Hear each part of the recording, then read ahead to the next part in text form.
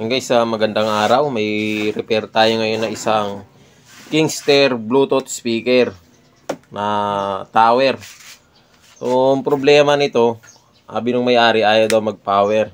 Iba na yun. So, wala siyang display. Oh. So, bigla na lang daw ayaw mag-power pero nag-charge naman daw. So, try natin siyang buksan muna tong switch. I-direct natin kung gagana ba. Tatanggalin lang natin dito yan sa gilid. So, subukan natin sukitin. So, gamit lang tayo ng kutsilyo.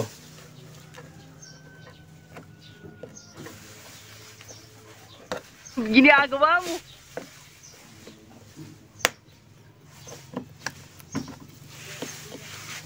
Dahan-dahan para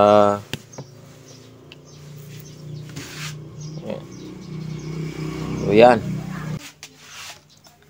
Gagamit tayo ng tweezer. Dukutin natin yung to. Yun yung piyesa niya dito sa loob. So ngayon, gagawin natin dyan, pagdidikitin natin yung nando sa loob.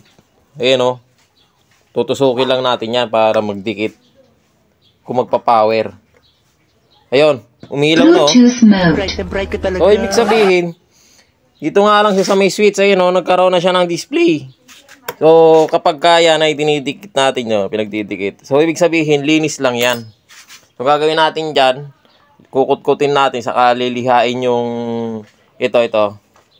Yan. Lilihain natin yan. Yan yung kumukontak eh. Tapos, doon, ganun din. Kukut-kutin din natin yan, lilinisin din natin. Okay. Saka, ikakabit na lang natin, babalik sa dati. Kapag nalinis. So, ganyan lang, madali lang. Hindi na tayo magbubukas dito sa mga tornilyo niya. Saka magkuha sa loob. Kakalkal sa loob dito lang, sa switch. Sige na, ang tagal mo eh. Linis lang dito, sa gilid.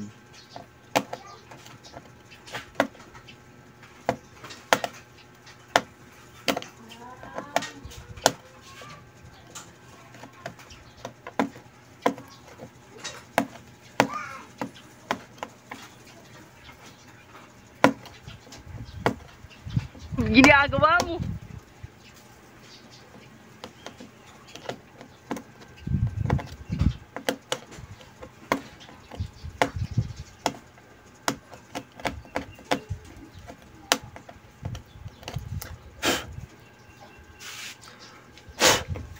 So, ito. Putin na rin natin.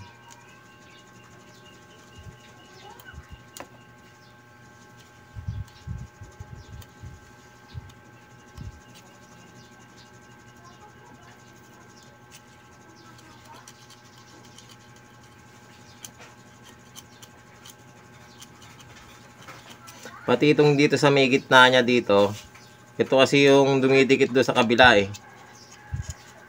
Dilinisin na rin natin. Saka yung mismong contact point. So ngayon, kakabit lang natin siya. Ganyan lang. Babalik lang sa dati.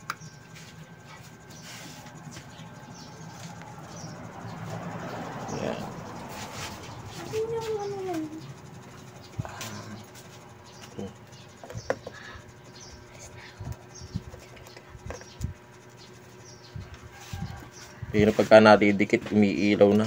Pwede na. Diba? So, lalagyan na natin ito. Itong switch.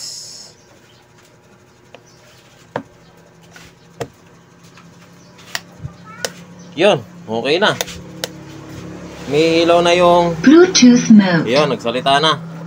Galing ha? Meron na rin siyang display, no? I-off natin. Galing ang tsamba mo, malakas eh. Okay. On. Bluetooth mode. Okay na, ganun lang siya guys. Ayan guys, sana nakatulong sa inyo yung video na to. At maraming salamat sa panonood.